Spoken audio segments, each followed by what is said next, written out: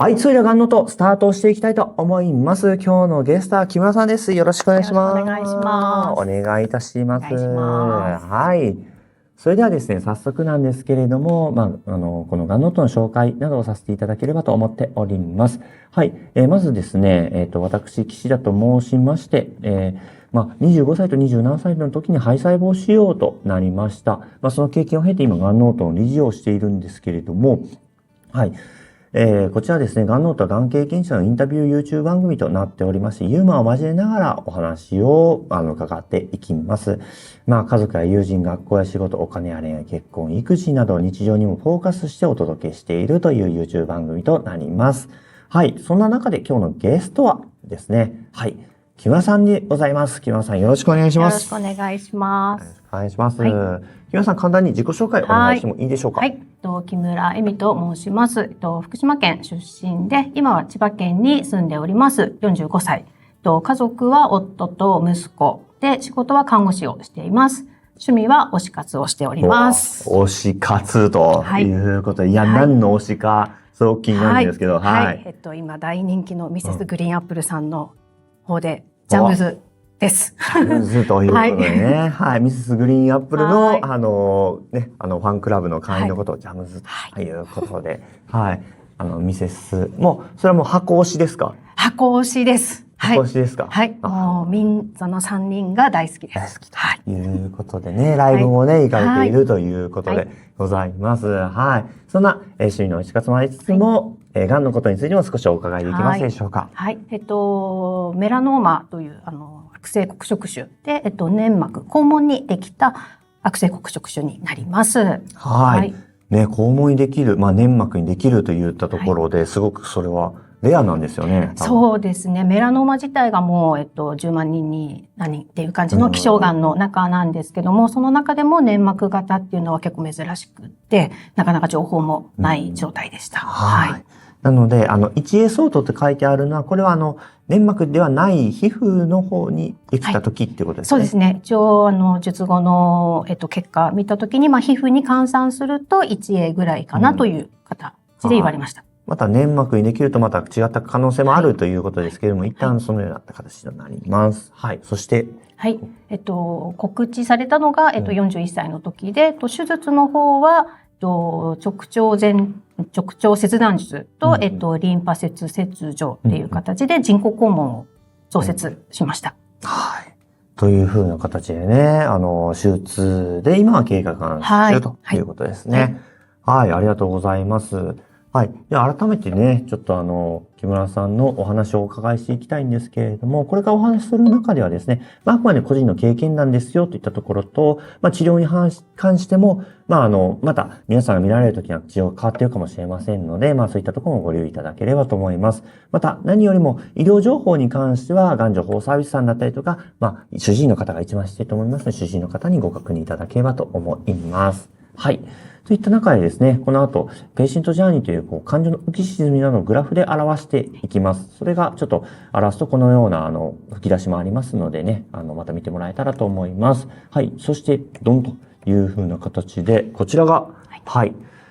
木村さんのペイシェントジャーニーという風な形となります。真ん中の方でね、ドーンと下がっていてといったところで何があったのか、またね、お伺いをしていきたいなと思うのですが、まずはじめに、はい。ご長男さんの誕生と。はい。そうですね。36歳。高齢出産にはなりましたが、はい。息子が生まれました。ちょっといろいろあったんですけども、誕生自体は本当に、おめでたいことなので、はい、ポジティブの方ですね。そうですね。はい。ポジティブに誕生していって、で、そこからちょっと下がっていきます。それが、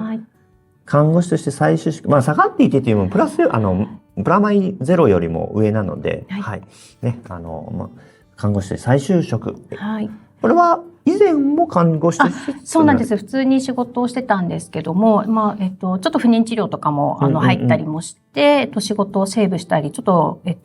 妊娠、オソとかもちょっとひどかったりとかもしたので、一旦仕事は辞めて、もう子育てに専念しようと思って、辞めたんですけども、なかなか子供と二人の生活にも、限界が来まして、やっぱり社会、当然していたくなってしまって、やっぱまた働きたいなと1歳半ぐらいの時に、仕事をまた再開することにしました。はい。で、看護師として再就職されていく。今日、あれですよね、看護師として、働かれていく中でも、あれなんですよね、フルタイムではないんですよね。はい、そうですね。もともと結婚してからはなかなか家庭との両立があまり私がうまくいかなかったので、パート勤務でしてたんですけども、その中で時間を長くしたり短くしたりっていう形で、本当に今回、子供が生まれてからは、本当に短い時間で、パートとして、はい、再就職しました。再就職したという形でございます。そこから少しちょっと上がっていくのですが、それがこちら、職場の健康診断がありましたということで、職場でよくやられるような集団でやるやつですよね。そうですね。結構、就職した時とかは日数も短かったんですけど、そこから日数とか時間とかも上げて、で、体のことも結構気をつけてたりとかしてた状態の健康診断だったので、結構上の方で、そんな、特に何も出ないだろうっていう自信のもとに受けた健康診断で、便潜血陽性が、なりました。だから自信をつけて、望んだので、ちょっと上の方になってるってことですね。そうですね。はい。で、プラスも健康診断で陽性さが出たけども、ちょっと、たまたまかなぐらいの感じで、特に問題ないだろうっていうぐらいのポジティブさで、はい。健康診断でした。便潜血が陽性になっていて、で、その後に、なので、検査を受けられていくんですよね。はい。それがこちら、大腸内視鏡検査。はい。はい。便潜血、血が混じってるよっていうことだったので、近くの内視鏡のすごく有名な病院さんに、検査を受けに行きました。すごく上手なところだよって聞いてたのと、40歳を超えてまだ内視鏡を受けたことがなかったので、一度、検査を受けれることが、いいことかなっていう。これで一回見てもらえることはラッキーだぐらいな感じで、受けたような感じでした。で、受けていかれる中で、こちら、怪しい出来物が分かっていくと。そうですね。胃の検査と大腸と両方も、年齢的なものあるし、一緒に受けちゃおうかっていう感じで、受けて、胃の方をやって、で、最後、次にお尻の方からやって、で、麻酔をかけてたので、寝てやっていたんですけども、最後、まだ多分カメラが入った状態だったと思うんですけど、先生にポンポンと手を叩かれて、みたいな。なんかこう見ていくとさ、最初から気になってはいたんだけど、最初いろいろ奥までは見て、奥は大丈夫そうで、最後にねっていう感じで黒い出来物があって、これなんだろうねっていう感じでした。だから、肛門部に入り口の方になんか出来物があると。そうですね。最初入れるときに先生があって思ったみたいなんですよね。だけど一番最初にこうぐーっと最後の方まで入れて、で、大丈夫。で、こうススススと最後こうやりながら、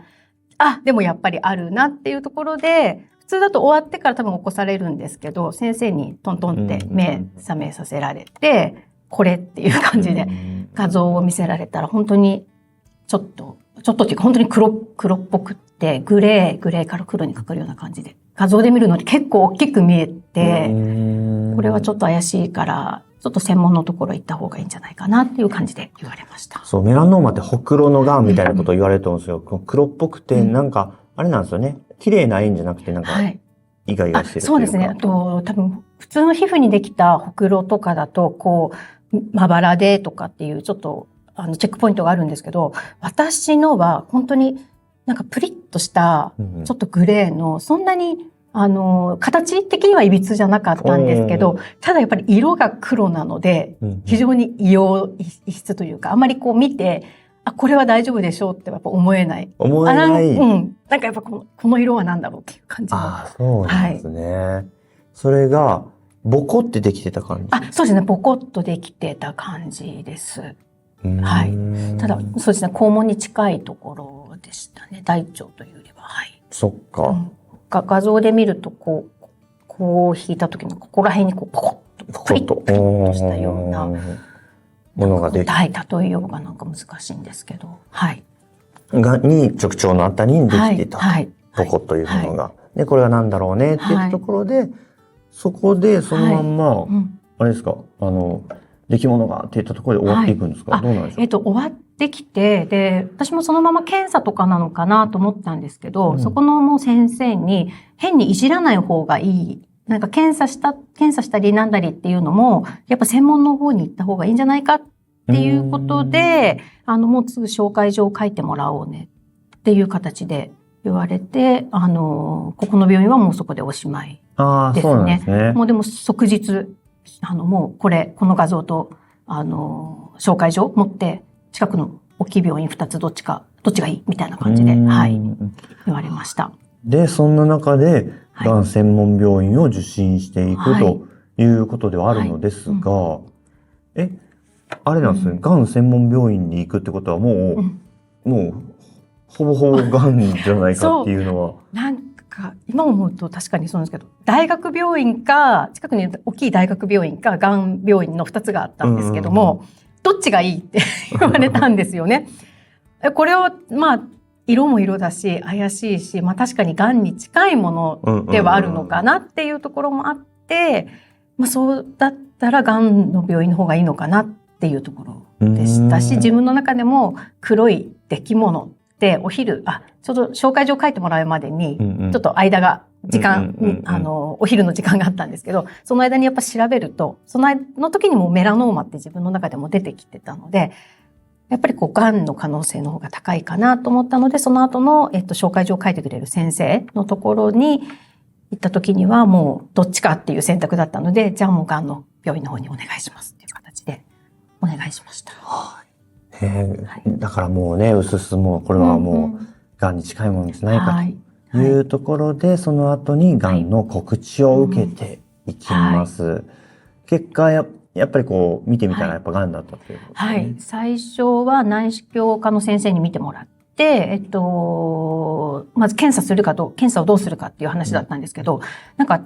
メラノーマって、ちょっと一昔前は、検査しちゃいけないっていう、なんか生検すると散らばるからみたいな、その癌が散らばるからみたいなのが、あったらしくて、いじっていいのか悪いのかがちょっとわからないから、皮膚科の専門の先生に、聞きましょうっていう感じで、そこから一回皮膚科の先生に見てもらって、もうぜひ検査をとにかくしてくださいっていうことで、検査をして、で、普通だと多分病理の結果って1週間、2週間とか多分かかるはずなんですけど、早いと多分もうメラノーマって分かったら1週間ですぐ分かるからっていうことで、検査と結果の時間合わせて、1、2週間だったと思うんですけど、行っ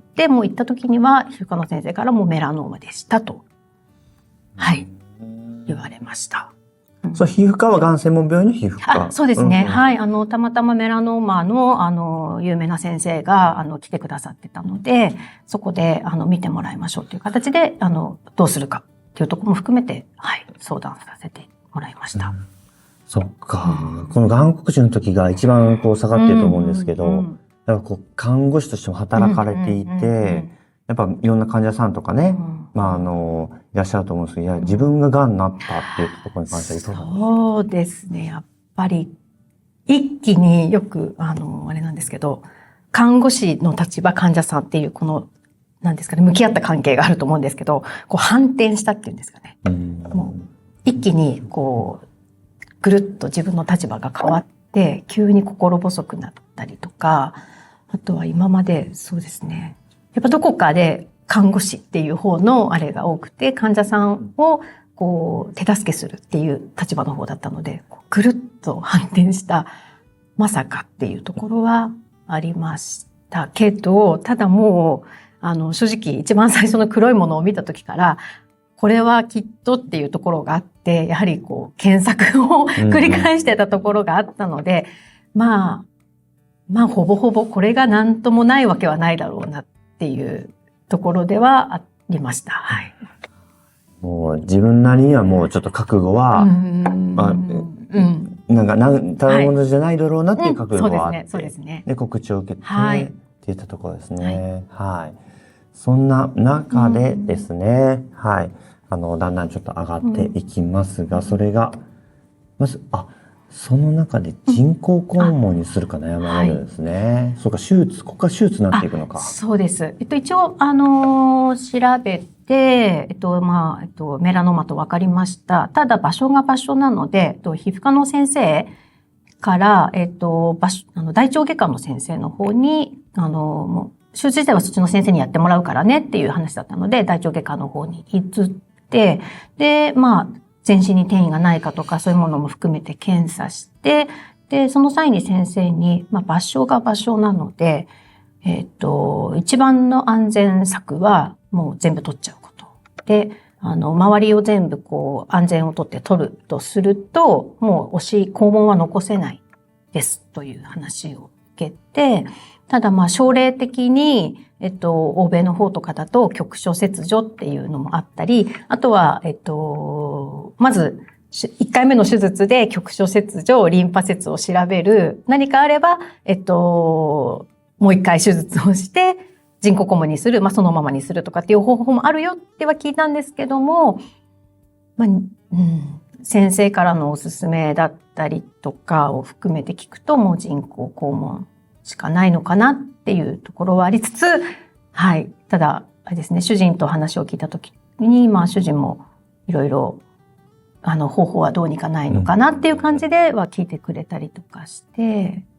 はい、悩みました。悩みますよね。これ、人工肛門だったら一生？そうなんです。もう本当場所が場所なので、残せないっていう、もう一旦になったらっていうことで、永久人工肛門ですね。ここもまたあれなんですけど、どっかで自分大丈夫かなっていうところがやっぱりあったりとか、もうなったら戻せないっていうところがあるので、そうですね。ただ、もうやるしかないのかなっていう気持ちは半分固まっていたような感じもありました。やるしかないのかなと思って、そして手術をされていくと。はい。この手術が直腸切除術と、あとリンパ節切除と書かれているので、結局、全摘？そうですね。直腸を全部取りまして、でそこから派生しているリンパ節が、側方リンパ節っていうところまで含めて42個だったと思うんですけど、その42個を取って、で、その直腸の上にある S 状結腸っていうところから人工肛門を持ち上げて、永久人工肛門を作るっていう手術を受けました。さっきおっしゃっていた部分的にやる方法もあるじゃないですか。けどもそこはもう自分自身でもう全摘するしかないなって思われたってことですよね。子供がちっちゃいのもあって、2回また家を開けるっていうことと、がやっぱりちょっとネックになったっていうのと、もう、そうですね。やっぱ2回やっぱ手術するっていうのも体に負担がかかるっていうところ。あと、やっぱ、行きたいって思ったんですね。いろいろ調べると、本当にすごくメラノーマ悪いことしか書いてなくて、私は来年生きていられるんだろうかって、やっぱちょっと思ったところが本当に正直あって、一番のやっぱり安全策というか、生きるためには何をしたらいいのかっていうところで、もうそこは、生きるための手段ができることがあるんだったら、もうストマになっても、人工肛門になっても、もう、それは、受け入れるしかないなと思って、もう、バスッとやってくださいっていう感じで、先生もそれが一番いいんではないかっていうことを言ってくださったので、決めました。ねえ、そんな、もう、決めていって手術を受けられていきます。手術はどれぐらいの時間で終わるんですか？ですね、私もびっくりしたんですけど、4時間ぐらいで、がんの専門病院だったので、腹腔鏡と、あと、お尻からとお腹の腹腔鏡からの、2チームでやる、手術でして、そうですね、上からやりつつ、下からもやって、最終的に合致してっていう、その2チーム、スペシャルの先生たちが2チームでやってくださるので、多分本当はもっと時間がかかってもおかしくないような手術、リンパ節もたくさん取るので、なんですけど、4時間ぐらいで、はい、はあ、腹腔の手術できるんですね。あ、そうですね。はい。なのでも傷もちっちゃくなってまして。はい。そっか。じゃあ、それで2チームでやって4時間で済んでたということで。はい。は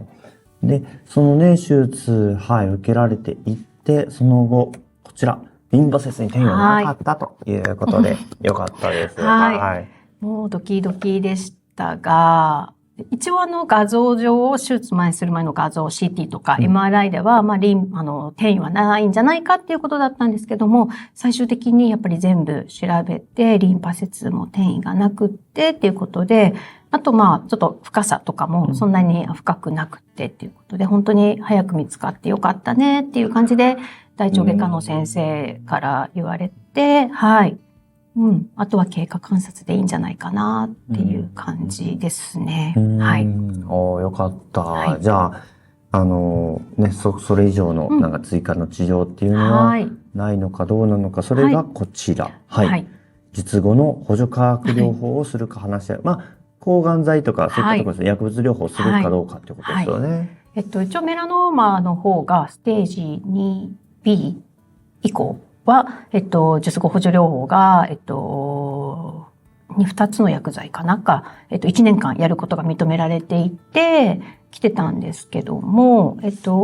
大腸外科の先生もいらないじゃないかって言ってたので、大丈夫かと思ってたんですけど、一応皮膚科の先生、手術終わったら一回来てねって言われてたので、外来の予約を取っていただいて、お話ししてたら、木村さん、メラノーマには、の粘膜はステージングがないんだよって言われて、ないのか。ないからそれを逆に言うと、今の状態でも補助療法はできるんだよっていう話をされたんですよね。あれ、する選択肢っていうのがここで出てきちゃうのってちょっと思ったんですけども、先生と相談で結構2回、3回ぐらい多分外来に通いまして、先生にもその実際取ったものを皮膚科の先生に見てもらって、ちょっと深さとかも一回見てもらったりとか、あとはやっぱりやるとなると、いわゆる、免疫系のお薬だったので、副作用がやっぱりいろいろ出ると言われてるもので、1年間。ただちょっと術後体力の方があんまり、回復が自分の中では思うようにっていうところがあったので、正直悩みましたが、先生と自分の中の意見をまとめると、思ったよりも早期だった。結構しっかり全部悪いと思われるとこ、転移しそうなとこは全部取った。で、実際やる人たちは、ある程度、やっぱもうちょっと進んでる方たちが多いっていうことを含めて、今回はやらないで様子を見ようということに決めました。その決めるまでにも3回ほど行かれてるんですね。はい。もう先生の意見と自分なりの考えと、なんか手術が終わってやっと終わった、またこっから1年かっていう方が自分の中でちょっとズーンと来てしまって、もうここは早く見つかった先生にがっつり取ってもらった、そこを信じようと自分の中で落としどころをつけました。なので、補助化学療法はじゃあ、せずということで進まれていきます。そして、職場復帰を、このタイミングでするんですね。はい。どれぐらい休まれる？ですね、1月に手術をして、復帰したのがゴールデンウィーク明けとか5月とかだったので、はい、4、5ヶ月で復帰されていくんですね。はい。はい。そして、復帰していった後に、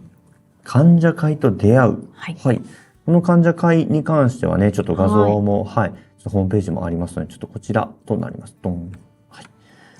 メラノーマの患者会に、とか、小川さん、インボさんですね。そうですね。患者会が、毎年5月が、ワールドメラノーマ月間って言って、メラノーマのセミナーとかをやっているところで、この時は5月だったか、多分6月だったと思うんですけど、その時のセミナーがオンラインで、メラノーマの先生たちが、セミナーをしてくれるやつがあったんですけども、それをオンラインで拝見させていただいて、一つ一つ質問に答えてくださったりとか、あとはもうメラノマについていろいろ悩んでる患者さんもたくさんいて、それに対して真摯に向き合う先生たちがたくさんいらっしゃるということで、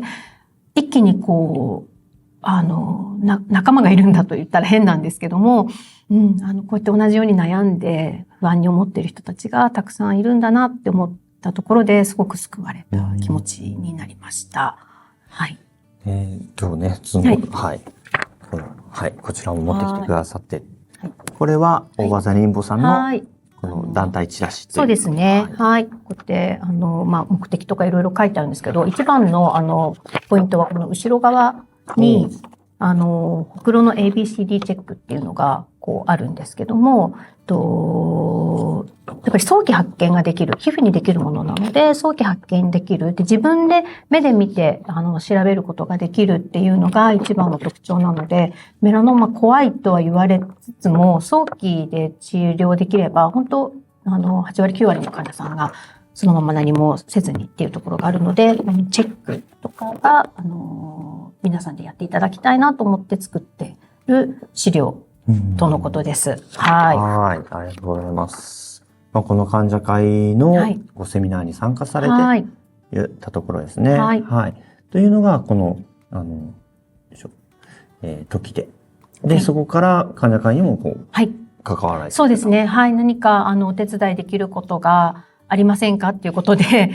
会の方にメールさせていただいて、ちょっとお話しする中で、じゃあぜひっていうことで、ちょっとスタッフとして今は関わらせていただいております。はい。そしてですね、そこから、はい。また上がっていきます。それがこちら。推し活ということ。ここからなんですか？そうですね。はい。子供の、運動会の、出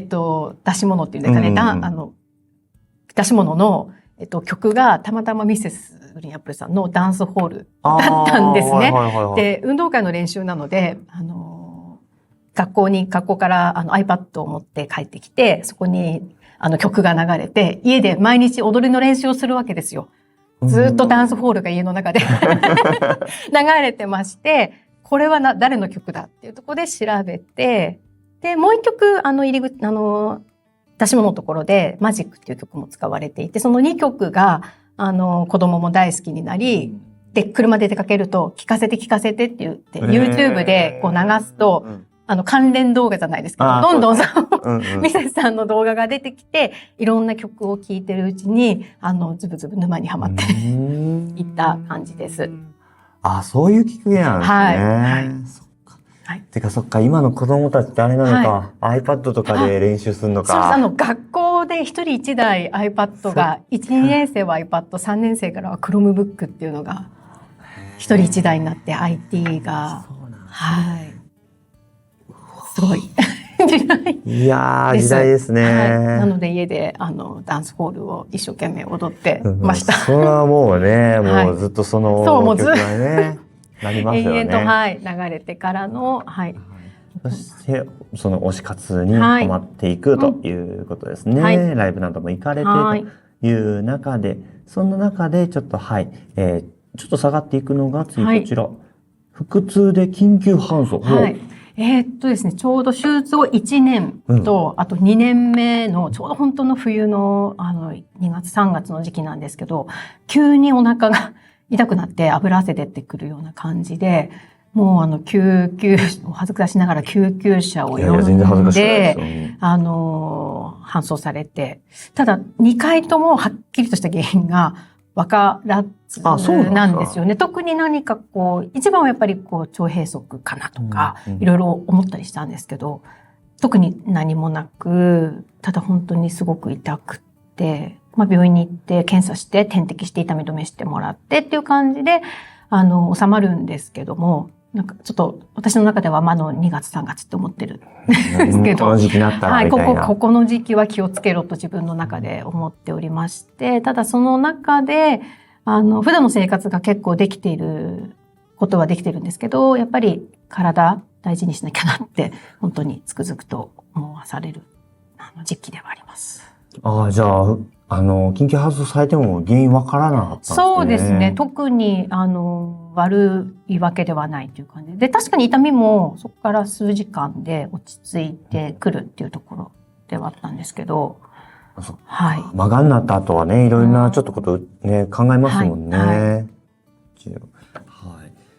そしてまあ、今は、はい。術後3年が経過し、ということで、今経過観察中。そうですね。今4ヶ月に1回の割合で、CT と採血の方で、そうなんですか。はい。再発がないか見てもらってる感じです。CT なんですね。そうですね。やっぱり、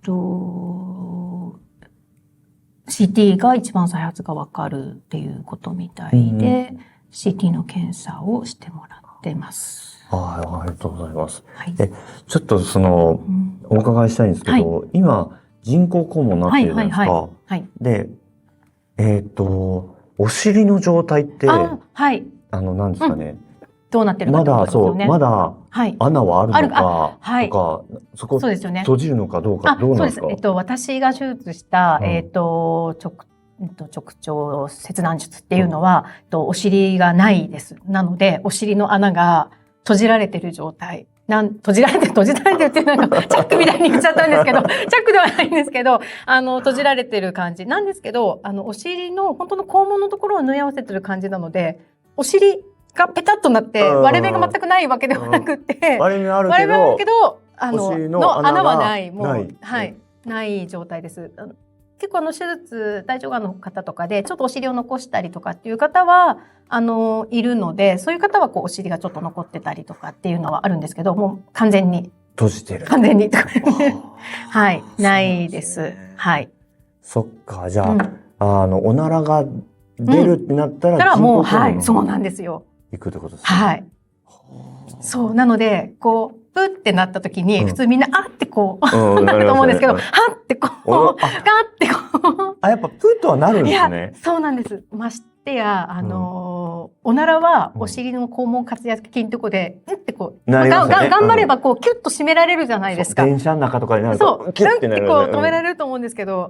ストーマに関しては、ここは本当に括約筋がもちろんないので、止めることができないので、一応なんか出そうかなっていう、お腹のくるくるっとした感じはあるんですけど、はっっていう時にはやっぱりもう、そうですね。なり方は一緒なんですか？結構似た感じ。じゃあ騙せないですね。そうなんです。そうなんです。ちょっとでも、結構お腹が鳴った風に私見せる時もあるんですけど、いや、絶対違う。お腹のグーとは違うよなって思いつつも、ただ、はい。ここはキュッとお腹からなるってことそうですね。キュッとちょっとタオルとか、ふっと夏ちょっと大変。やっぱり、薄着の時が、心配ですね。1日1回の頻度で変えられる感じですか？ストーグですかね。そう。ストーグは、あれなんです。今もういいのがあるのと、あと一応3日4日に1回っていう感じですね。ものによって毎日袋のが閉じられてたりとかすると、それの都度交換するやつもあるんですけど、こうやって外に出せるので、あと今もこの土台っていう目板がすごくいいものができてるので、3日4日に、私の使ってるものは3日4日に1回。はい。で、溜まってきたら、オストメイトさんのトイレだったりとかで、出すこともできると。もう普通のトイレでもできるので、出すだけでしたら。出すだけでしたら。はい。なので。すいません、あと1個だけいいですか？もちろんです。あれって、すいません、肛門閉じたら、大の方ですよね。そうです。大の方ですね。はい、大の方は大丈夫ですよね。そうなんです。はい、ストマ、そうですよね。尿路の方の、ウロストミーっていうのと、大腸の方の、コロストミー、イレオストミーっていうのを2つに分かれてて、私は大腸だけなので、お通じの方が出せないので、それの人工肛門になってます。はい。ありがとうございます。はい。はい。それでは、ここからですね、ちょっとお写真をいただいておりますので、ちょっとお写真を見ていきたいなと思います。まずはじめ、こちらになります。はい。はい。こちら。ね、お腹ごめんなさい。こんな見せるあれなんですけども、人工肛門を作るときに、手術の前の日に、場所決めををするんですよね。はい、その装具の一番こう安定するとこだったりとか、こうシワができたりするとそれだけで剥がれやすくなってしまったりとか、自分の使い方だったりとかで、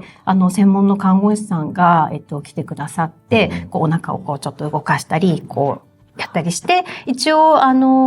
一番は私は左の下っていうところなんですけども、ちょっとうまく中で使えないときは右っていう感じで2箇所こうやって印をつけてマジックでグリグリして消えないように上からテープを貼ってっていう感じでこれを作ってもらいました。ただ私やっぱりお腹最後の手術の当日のこれ朝なんですけど、朝の忙しい看護師さんにすいませんお腹今綺麗なうち1枚だけ取ってもらっていいですかって言ってちょっとお願いして取ってもらった手術当日のストマがない状態のお腹です。これさっき左下って言ったじゃないですか。右にも丸が書いてるのはこれなんですか？一応左が作れなかった時のためにもしここで作れなかったら右だったらこっちっていう形でちょっとこうストマってこういろいろこう場所ができるみたいなので。一応この2箇所を1個だけだと中でどういう状態になってたりとか手術の状態とか皮膚の状態とかでやっぱり作れるか作れないかっていうのが場所が絶対そこっては決められないみたいなので、はい、一応予備も含めてっていう形で、はい、やってみました。はい。結果ここにできてるってことですね。そうです。左の下のところなので、すごくいい場所に作っていただいたので、本当あんまりトラブルがなく、ストマもすごく綺麗なの作っていただいて、綺麗なのって言うんですけど、はい。大丈夫です。そして右側のこの朝日みたいな。はい。これは手術の当日の朝で、ちょうどその時、関東地方で、大雪が前日の昼ぐらいからですかね、しんしんと本当雪が降ってきまして、東北、北海道の方に比べたら全然な雪だとは思うんですけども、関東地方これだけで結構交通麻痺になりそうな。ただ、あったかいぬくぬくとした病室から雪が降ってる。先生たち、看護師さんたちみんな職員の方たち、これ出勤できるのかな、出勤大変そうだなって思いながら、ただすごく前日の雪から雪が止んで、この朝日を見ながら朝を迎えたのが、結構早く目が覚めちゃったので、はい。この日の朝日は忘れられない当日の思い出ですね。はい、ちゃんと皆さん出勤できました？結構みんな一緒大変な中、はい。駅からバスが多分動かなくて歩いて駅から来ましたとか、看護師さん言ってたりとか、おっしゃってました。本当に感謝の気持ちです。はい。そしてもう一つお写真いただいてます。それはこちら。はい。こちらの写真を。はい。入院中の、左手も、多分手術中に、点滴の管が、手首に入ってた後なんですけど、あざになってるなっていう。なんかこれを、そうですね。青タンっていうかね。はい。動脈の方に多分刺してた針なのかな、針の跡なのかなと思ったんですけど、別に痛いとかなんでもないんですけども、こういう日もあったんだって撮っとこうかなと思って、はい、思わず撮った写真です。はい。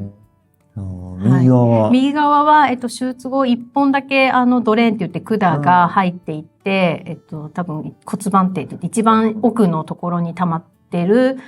液を出すための管だったんですけども、これも、幾度となく、患者さんに入ってるのは見て、管理してたものが自分につながってるなと思って、はい、この管を眺めておりました。ああ、そうなんですね。はい。次は自分の番来た J バック、あんまりあれですかね。全然いいですよね。一応メーカーの、あれですけど、J バックさんが入ってて、管どれぐらいなのかなって思いながらこうやって眺めて量を、はい。これがどんどん減っていくのかなとか、色が変わっていくのかなとか思いながら、でも意外と自分の中で大きな手術したけど、管一本だけなんか。いや、そう、僕、そうなんですね。そう、管一本と、あとおしっこの管がちょっと入ってたぐらいで、こんなもんなんだなってすごい。はい、思いました。っていうね。はい。そんなエピソードでございました。ここからですね、各項目に分けてちょっとお伺いをしていきたいなと思います。はい、まず一つ目、病院や治療の選択というところで、病院に関してね、どういうふうに選択していったのか、治療に関してどう選択していったのか、これ先ほどもお話しいただいきましたけれども、まあ、今 SDM っていう言葉があるように、シェアードディシジョンメイキング、まあ、医療者と一緒にこう治療を決めていこうよっていうところはあったかと思うんですけれども、治療のね、この際に、まあ、病院に関しては、あれですね、健康診断やって、それでまあ、2つ、がん専門病院か、大学病院かどっちするっていう時に、まあ、がんかもしれないということで、がん専門病院に決められた。そうですね。もう近くに大きながんの専門病院があったので、そういう意味では、ラッキーというか、はい、通える距離に大きな病院があったっていうのと、もう、がんだったらやっぱりがんの専門病院かなっていうところがあって、ここで見てもらうのが一番いいのじゃないかなと思って、はい、決めました。で、その後、まあ治療の時には、まあ人工肛門するか迷われましたけれども、まあ、もう腹を決めて。はい、そうですね。まあ、病院選んだ時からもそうですけれども、ここの先生たちが一番情報とかも、治療法についても分かっているだろうしっていうところもあって、はい。あと、まあ自分なりにも調べようとは思ったんですけども、そもそもやっぱり小メラノーマ、ましてや、肛門部メラノーマが全然、情報が、はい、なくって、一番最初に見て出てきたのが、それこそ昭和何年とかの、記事が出てきたりとかして、これじゃないんだよっていうものでした。はい。ただ、そうですね。もう、そうなると、もう先生たちの、判断が一番大きいのかなっていうところです。で、そこで、まあ、あとは、その、術後の化学療法は、先ほどおっしゃられたように、いろんな、こう、ケース考えて、自分は、もう一旦、こう、まあ、様子を見ようという選択をされたと。まあ、それはそれで怖かったとかっていうのはありますかね？あります。もし再発した時に、あの時やってなかったからだっては絶対思うだろうなっては、こう、正直思ったんですけど、ただやるっていう選択肢を選べなかったっていう、なんか体のことと、そうですね。あとやっぱり副作用のこととかが、まあ、いろいろ聞いてて、重篤な副作用で、またそれでさらに一生注射が必要になる可能性も、そうですね。キートルーダとかオブジオとかっていうお薬なので、免疫性抗阻害剤になるんですね。はい。なので、まあ、1型糖尿病とか甲状腺とか、潰瘍性大腸炎とか、まあ、いろいろ話は、まあ、先生からこういうのがあってって、まあ、でも、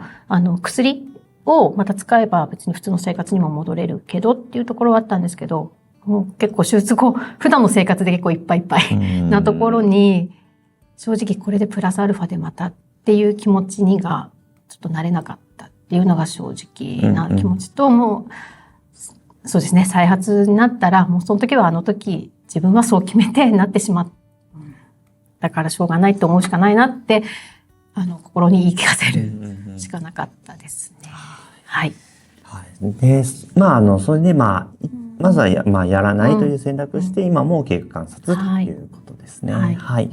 ありがとうございます。はい。そして、次こちら、副作用や後遺症のこと、まあ、手術をしてね、まあ、人工肛門習いで行ったりだとか、まあ、その他もいろいろあったんじゃないかなと思うんですけれども、副作用後遺症いかがですか？はい。一番が、まあちょっと、右足の痺れと痛みが。右足の痺れ、手術で結構リンパ節を取るときに、まあ、神経の近くを、こう、操作することがあって、すごい、大掛かりなっていうか、すごいひどい、神経の触り方とかではなかったみたいなんですけども、まあ少し、そういうのが出ても仕方がないぐらい、こう、際どいところを、はい、先生が、やって、リンパを取ってくださったっていうところがあったので、最初は本当、手術後、歩いた時に、かかとがなんか変な感じがするなっていうところはあったんですよね。で、そこからだんだん、ビリビリビリビリ痺れが、かかと、ふくらはぎ、で、あと足、太ももの裏とかっていう感じで、右足の裏側全体とか足首とかにすごい痛み痺れっていうんですかね。はい。ひどい時は本当寝れない、夜もうビリビリしていられないとか、立ってても足を下げてるとビリビリするので、椅子に足を置いて、立ち仕事とか家の家事をしたりとか、歯ブラシしてる時もこう、足を持ち上げてとか、そういう感じでやってたのがちょっとやっぱしんどかったでです。足のしびれ、それはだんだん治っていくものなんですか？どうなんでしょう？先生には治っていくっては言われて、徐々に落ち着いていくよっては言われたんですけど、あまりにもしびれがひどくて、入院中に一つお薬を出してもらって、それでよくなるかなと思ったんですけど、それだけじゃ退院後効かなくって、そこから、違う病院さんに行ったりとか、最終的にはペインクリニックっていうところで、はい、痛みのコントロールをしてもらおうと思って行きました。ペインクリニック、痛みの、こうね、和らげるような、そんなクリニックかと思うんですけど、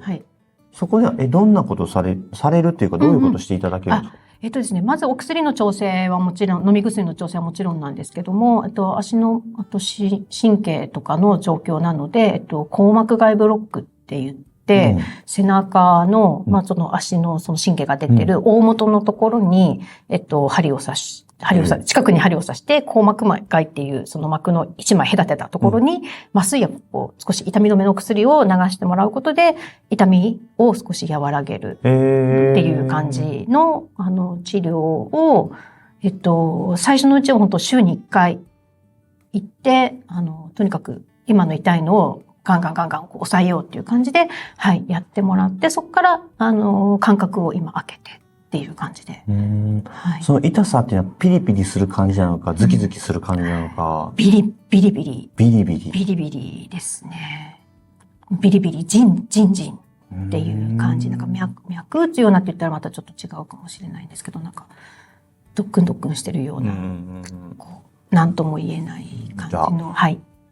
あれですね。歩くのにも支障が。そうです。最初のうちは本当に足引きずりながらで、友人から杖をちょっと借りて、ちょっと、使ったりとか、ただそのペインクリニックさんに行って、注射やるようになってから、随分、そうですね、楽にというか、はい、抑えが効くようになって、あと飲み薬もいろいろ調整して、増やしたりとかして、はい。で今は、もう3年半くらい経ってるので、ちょっと今減らすターンに、こう、一回増えたお薬をちょっとずつ減らそうっていう、はい、段階には来ております。じゃあ、今もちょっとは、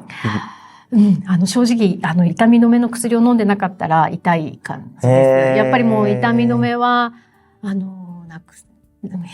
らせないからなくせない。ゼロにしちゃうと、はい。危うく朝忙しくて飲み忘れて、外に出ちゃったりすると、痛い薬っていう感じで、はい。ですね。今もちょっと歩くのは全然あれなんですけど、小走りはできるんですけど、走れないですね。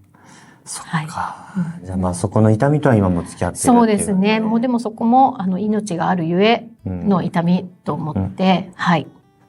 そうしてます。はい、ありがとうございます。そして次、家族のことについてお伺いをしていきたいと思います。家族のこと。こちらね、後でお子様の、ことはお伺いするので、どちらかというとパートナーさんだったりとか、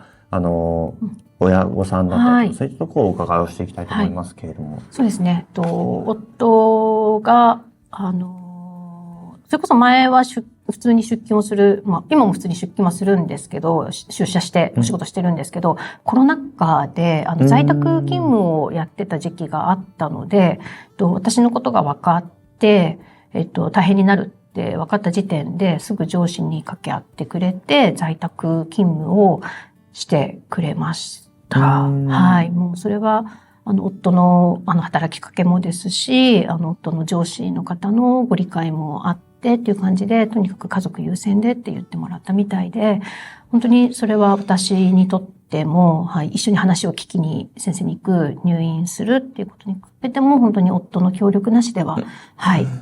過ごせなかったので、ありがたい気持ちですね。よかったよかった。そうね。はい。ね、そういう在宅勤務に変えてくださって、そこでね、うまくこう、はい。家のことも含めて、やっていただけたと。はい。親御さんはいかがですか？ですね、うち母がすごく心配性でして、病気、入院するなんて言ったら、そっとしちゃうんじゃないかと思いまして、今離れて暮らしているのとすぐ会える距離ではないので、新幹線とかの距離なので、はい、あえて内緒に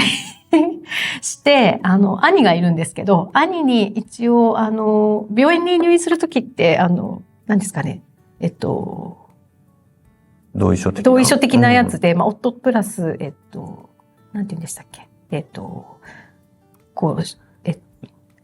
借金のあれみたいな、なんていう、名前が忘れちゃった。身元引受人じゃないんですけど、何でしたっけごめんなさい、出てこない。こう、緊急時にそう、緊急時プラス何かこう、もう一件みたいなところがあったときに、夫しかいなかったので、兄にだけは、はい、伝えて、はい、状況を伝えて、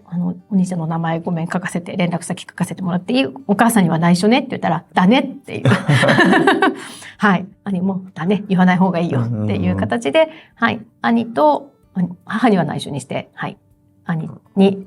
お願いしました。はい、最終的にお母様にはですね、1年後ぐらいに、帰省する機会がありまして、やっぱり人工肛門あるので、隠しきれないなって思ったんですよね。なので、そのちょっと前、あって言ったら多分びっくりさせるので、一旦多分電話か何かで、伝えました。で、もう隠せないから、まあ一応癌だっていうことと、あと、人工肛門が作ってる、でももう経過観察だよっていうことは伝えて、ただ、メラノーマっていう言葉がちょっと、母にとってどういうふうに伝わるかなっていうところがあったので、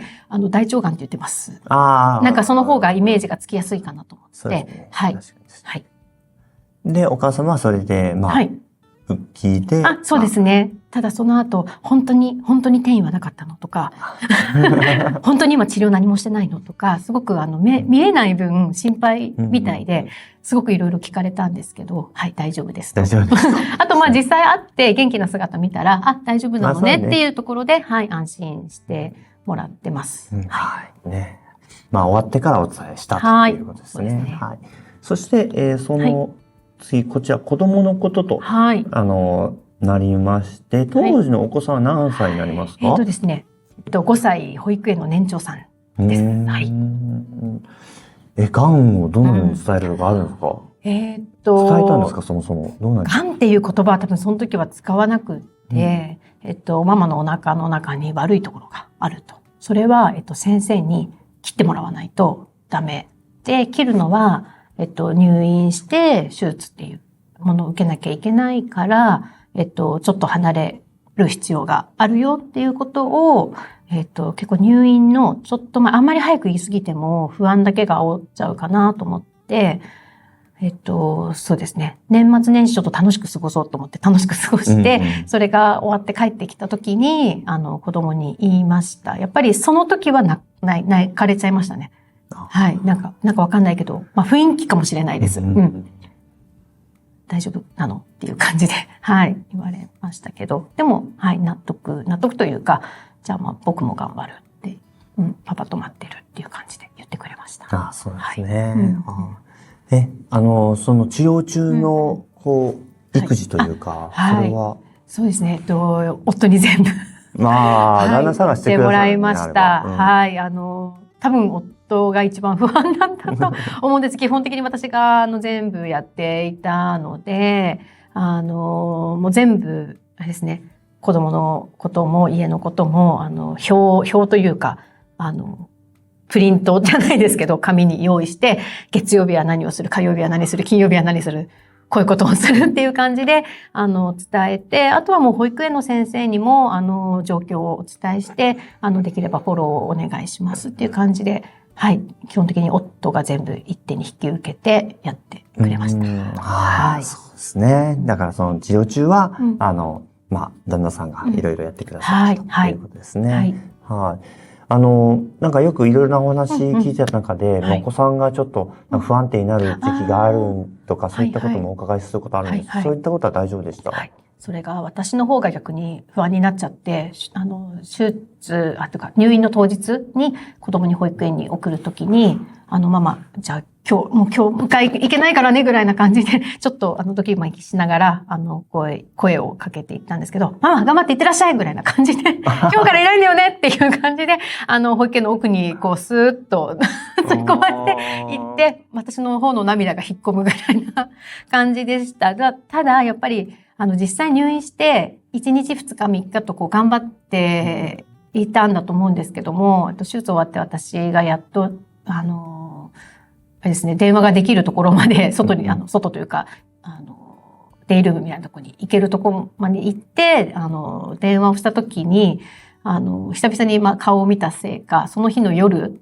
に、ママって言って、夜こう泣いちゃってて、なんか、夫からどうすればいいってLINE が飛んできたので、一緒になんか本かなんか読んであげればきっと眠たくなると思うよっていう感じで、その一日だけ、はい、ちょっと心配だったことはありましたけど、はい。でも基本、頑張ってくれたなって思ってます。はい。ね。そういう風な形で、ね、どちらかというと、木村さんの方がちょっと不安定になってくるっていう風なことですね。そうですね。はい。そして次こちら、お仕事のことなんですけれども、看護師で働かれていて、ね、お休みだったりどうしたのか、復職大丈夫だったのか、そういったところをお伺いをしたいのですが、お仕事、まず仕事は休まれたんですよね。そうですね。もう病気が分かった時点ではもうお伝えしてたので、そこから手術までの間は普通通りに働いて、ただもう要所要所ですごくサポート、やっぱり周りみんな看護師なので、言えば分かってくれたり、本当心配してくれたので、もうそこに甘えさせていただいて、心配の時は声かけたりとかもして聞いてもらったり。で、あと、入院の時、もう年明けですね。そこから休職っていう形を、取らせていただきました。で、休職して、で、復帰するのが、5月ぐらいっておっしゃってましたよね。なので、その間、5月復帰して体力的に大丈夫でした？もう全然ダメだったんですけど、ここは本当市長さん、私のちょっと至らなさってもあるんですけども、結構手術後のその後遺症の痛みしびれと、あと食べれなかったりとかいろいろちょっとあったりして、仕事なんてもう私できませんっていう感じで、自信ないです私って、もうダメです市長さんっていう感じで、ちょっと泣き言を毎回言ってたんですけど、そこであなた少し社会と触れ合わないとダメになっちゃうっていう感じで、お尻を叩いていただきまして、本当短い時間でいいから頑張ってみないって言われて、正直できるかなっていう思いもあったんですけど、もうここはやってみた方がいいのかなと思って、本当に短い時間ですね。はい。それは病棟勤務、それとも外来の方で、はい。ちょっと人も少なかったりもあるから、できることでいいから、やれることを少しやって、体慣らしてみないっていうことで、そこに関しては、本当職場市長さんはじめ、周りのスタッフ、こんな短時間から戻るなんていいのかなって、本当、思ったんですけど、周りの方何か言うこともなく、本当に頑張ったね、よかったねっていう感じで、迎えていただいて復帰することができました。今は、じゃあ普通に働けと言っても、やっぱりちょっと短い時間ではあるんですけど、復帰した時から比べると、ちょっとずつ時間を延ばさせてもらって、今の時点で、またちょっと12月から少しまた増やそうかなっていう感じで、もう、時間。今は3、4時間とか？そうですね。1日4時間で週3日ぐらいなんですけど、もうちょっと、増やそうかなっていうところですね。ありがとうございます。そして次、こちら。お金や保険のこと。治療費だったりとか、そういったところも大事になってくると思いますし、民間の保険入ってなかった、そういったところもいかがでしたでしょうか？お金の方はそうですね、私の大学の時の友人が30代の時に、癌を患ったのを、見ていて、やっぱお金大変だったっていう話を聞いて、全然その時に、保険は普通の医療保険だけ入ってたんですけど、入院1月いくらみたいなのは入ってたんですけど、がん保険やっぱ大事かもなと思って、その時から入ってたんですよね。そうなんですか。なので、と言っても、でもそうですね。なので、医療保険とがん保険の方でダブルで出ました。ありがたく。そうですよね。治療費ってトータルどれぐらいかかるものなんですか？私は、入院費だけだと、高額療養費とかも出たので、であと個室も使わなかったりとか、錯覚ベッドも手術前数日だけだったので、多分もろもろ、持ち出し多分10万ぐらいの支払いだったと思うんです。はい。入院費としては。はい。そうなんですね。じゃあ、まあ、その民間の保険とか出て、全然それで賄えた感じですね。そうですね。はい。その前の分の逆に検査代とかそういうところも含めてっていうところでは、はい、賄えたんです。賄えました。はい。逆に何お金かかったかとかってあります？あと入院費よりも、その後の痛みの方のペインクリニックの方が、そっちか。はい。結構、まあ、1回のお注射とかはそんななんですけど、痛み止めの薬が結構新しめのお薬、ジェネリックじゃないお薬とかのお薬とかが結構、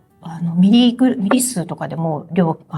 値段が違かったりしてて、意外とそれで1ヶ月で4、5千円とか、4千円とか、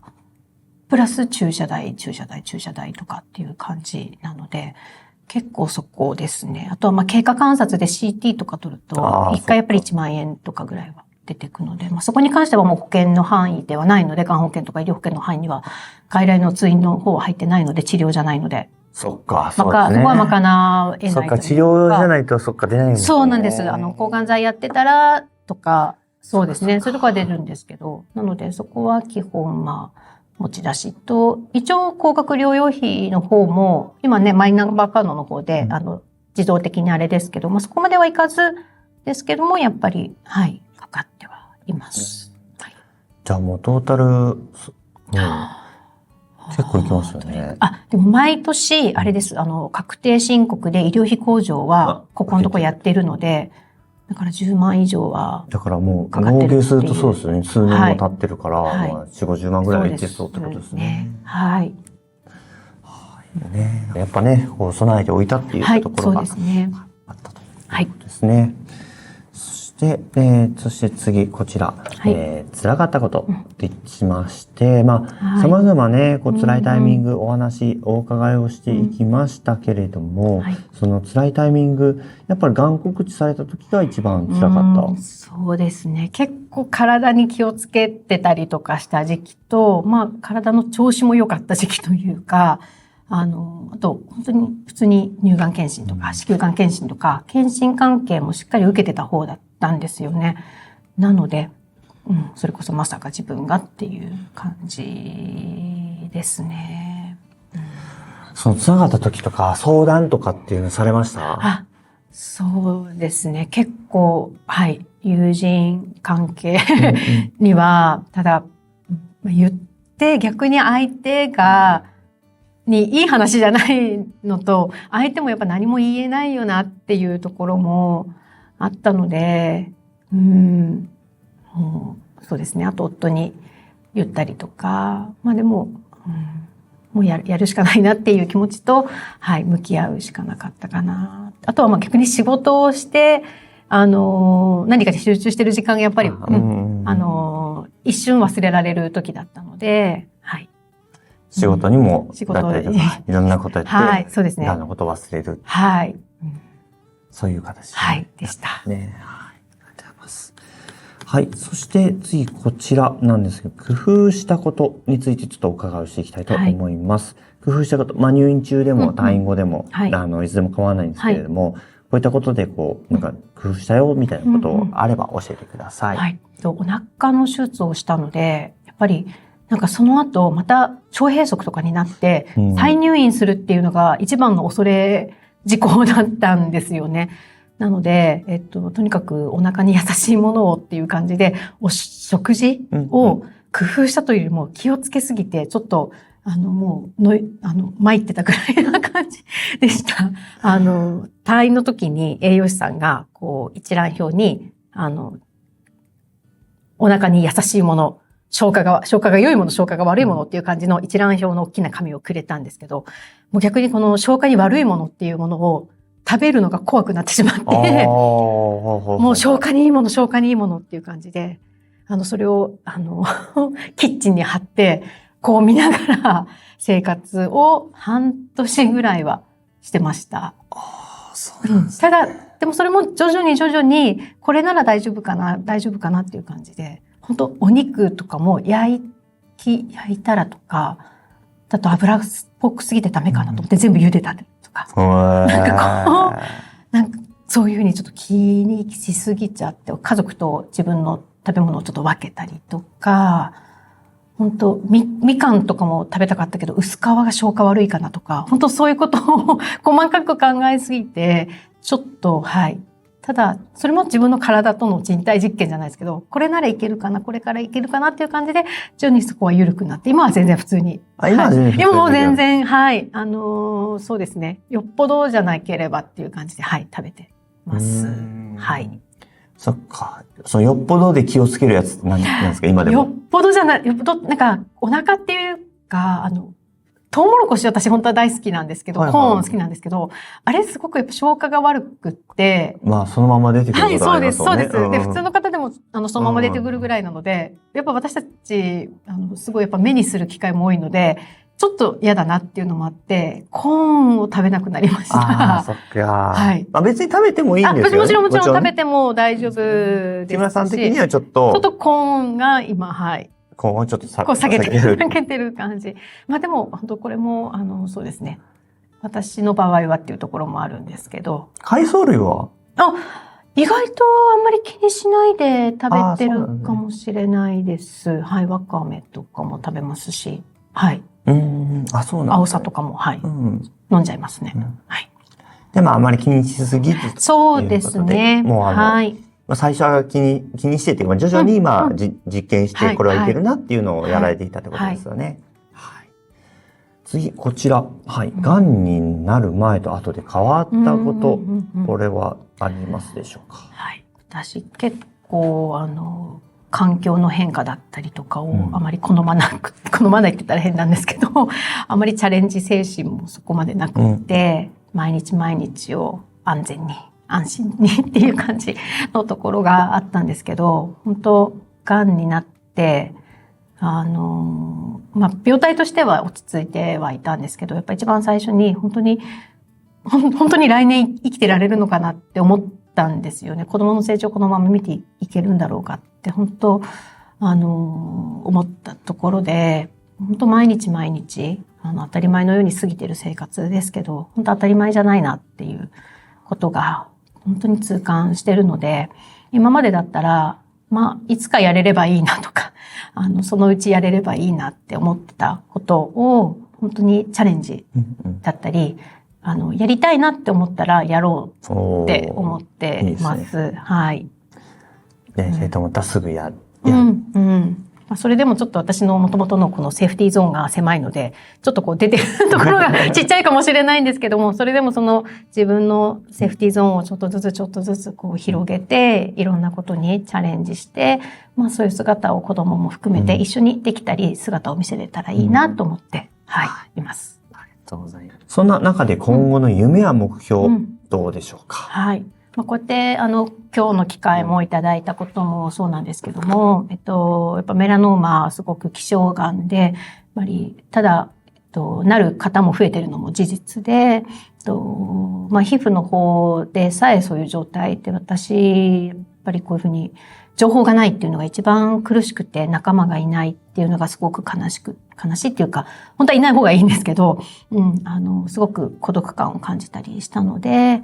こういうふうに啓発だったり、仲間がいるっていうことだったり、こういう患者会活動、あとは個人的に今、ストマのことだったりとか、の発信だったり、活動だったりを、これからもどんどんして、やっていきたいなと思っております。メラノーマだけでも少ないのに、しかもそれがこう粘液型だったりだとか、しかもそれ肛門部だったりだとか、いろんな珍しいのが重なってる感じですよね。やっぱりこう肛門とかって言いたくないし、あまり人にそうですね、おおらかにすること自体やっぱりうちにこうこもって考えちゃう人とかもたくさんいるんじゃないかなっていうふうに思うんですよね。なので、そういう方に届けばいいなっていうふうに、本当思います。いや、届いてると思います。そういった人たちにありがとうございます。はい、そこでここからですね、はい、インフォメーションに少し移らせてください。はい、がんノートですね、この様々ながん経験者さんのインタビューが本にもなっております。Amazon やお近くの書店からがん経験者のリアルな生活、こちらチェックしてもらえたらと思います。また、オーディブルなどを聞くといったところでもできますので、こちらも、はい、合わせてチェックください。そして、ここまで見てくださっている方には、チャンネル登録だったりとかしてくださっていることも多くいらっしゃるのかなと思いますけれども、もしまだの方は、チャンネル登録していただくと通知などが届きますので、ぜひご活用いただければと思いますし、また高評価やコメントなどでもお待ちしております。ぜひよろしくお願いします。また、私、ちょっと出てみてもいいかなと思われる方は、ホームページの方からですね、応募フォームみたいなものもありますので、こちらからぜひご応募いただければと思います。今回、木村さんもね、こちらからご応募いただいて、はい。なんかきっかけあったんですか？ガンノートのこと知ってたんですか？ガンノートさんはもちろん、知ってましたし、はい、メラノーマの方が、実際お話しいただいてるのとか、ここもね、載ってる、そうですね。はい、見させていただいてて、やっぱり、経験談ってすごく大きいなって思って、はい、私で話せることがあればと思って、まずは、ここも一つのチャレンジだったんですけど、はい、応募させていただきました。はい、ありがとうございます。ね、こうやってぜひぜひ皆さんお待ちしておりますのでよろしくお願いします。はい、ここから、最後にメッセージを、皆さんに向けていただいておりますので、はい、次ね、木村さんからのメッセージがこちらになります。一人じゃないよという言葉をちょっと皆さんにもお話しできたらと思います。こちらは、この患者会の、初代代表の徳永さんの、いつもおっしゃってた言葉なんですけども、やっぱり、希少がん、メラノーマ、すごく孤独を感じたりとか、どうしたらいいんだろうって一人で悩まれる方もいらっしゃると思うんですけども、仲間がいます。話すことで、少し救われたりとか、いうことってすごくたくさんあると思うんですよね。私も、患者会の皆さんに助けられて、なんとか頑張ってこれています。なので、一人で考えている方、ぜひ一人じゃないよっていう言葉を胸にしていただいて、何かあれば、患者会の方にもご連絡いただければと思います。はい、ありがとうございます。徳永さんのね、言葉からもいただきました。はい。ね、皆さんやっぱ珍しいがんって言ったところもあるかと思いますので、こういった、メラノーマには患者会もあったりとかしますので、ぜひね、知りたい、情報っていったところはそういった患者会だったりとか、もちろん医療情報はね、自分の主治医にも、聞いていただいて、うまく、それぞれ活用してもらえたらと思います。はい。これでね、ガンノート終わっていくんですけれども、木村さんどうでした？出てみてというか。はい。緊張、ちょっとしました。確かに推し活の時は一番輝いてますね。そうですね。そこが一番のね、ポイントなんですけど。すいません、すいません。はい、でも、いろいろ自分のこの振り返り、グラフのところもそうですけど、自分がどういうふうに、過ごしてきたのかなっていう振り返りにもすごいなりましたし、意外と自分ちょっと乗り越えてたところもたくさんあったんだなっていうふうに思いました。はい。っていった形でね、はい、もう本当に木村さんの経験談は本当にね、もう珍しいので、その珍しい、同じような方に絶対届いていると思いますので、はい。また今後ともよろしくお願いします。よろしくお願いいたします。はい。それでは、これにてガンノート終了していきます。皆さんまた次の動画でお会いしましょう。それでは皆さん、バイバーイ。